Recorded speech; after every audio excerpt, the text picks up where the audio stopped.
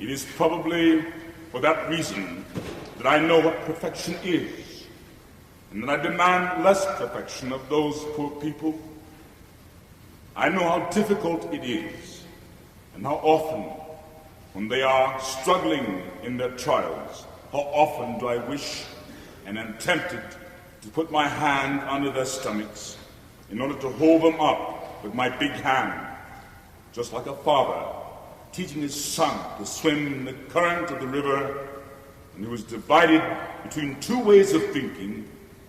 For on the one hand, if he holds them up all the time, and if he holds them up too much, the child will depend on this and will never learn how to swim. But if he doesn't hold them up just at the right moment, that child is bound to swallow more water than is healthy for him. In the same way, when I teach them how to swim amid their trials, I too am divided by two ways of thinking, because I am also holding them up. If I hold them up too often, they will never learn how to swim by themselves. And if I don't hold them up just at the right moment, perhaps those poor children will swallow more water than is healthy for them. Such is the difficulty, and it's a great one. And such is the doubleness itself, the two faces of the problem. On the one hand, they must work out their salvation for themselves. That is the rule. It allows of no exception. Otherwise, it would not be interesting. They would not be men. Now, I want them to be manly, to be men, to win by themselves their spurs of knighthood. On the other hand, they must not allow more water than is healthy for them. Having made a dive into the ingratitude of sin, such is the mystery of man's freedom, says God, and the mystery of my government towards him and towards his freedom. If I hold him up too much, he is no longer free. And if I don't hold him up sufficiently, I am endangering his salvation. Two goods, in a sense, almost equally precious. For salvation is of infinite price. But what kind of salvation would a salvation be that was not free? What would you call it? We want that salvation to be acquired by himself, man, to be procured by himself, to come, in a sense, from himself. Such is the secret. Such is the mystery of man's freedom.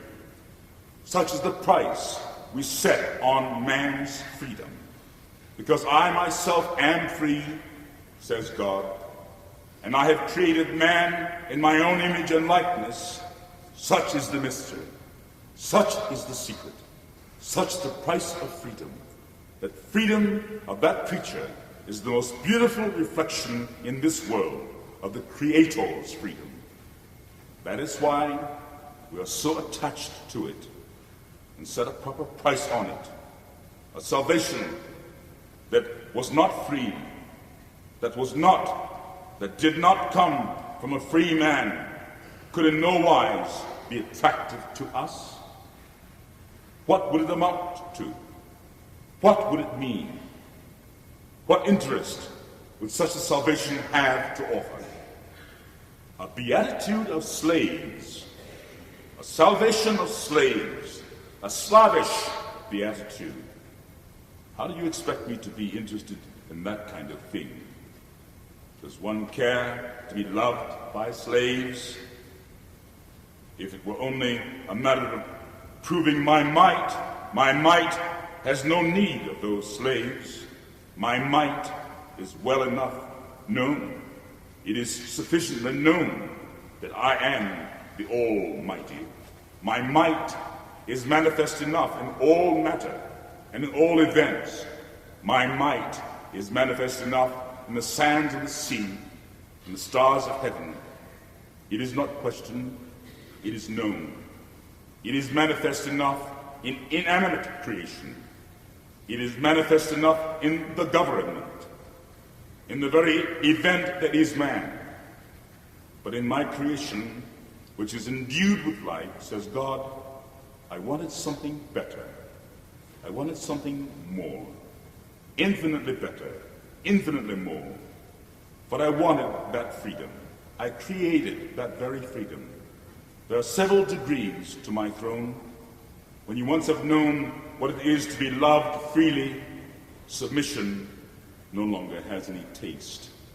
All the prostrations in the world are not worth the beautiful, upright attitude of a free man as he kneels. As the submission, all the dejection in the world is not equal in value to the soaring up point, the beautiful, straight soaring up of one single invocation from a love that is free.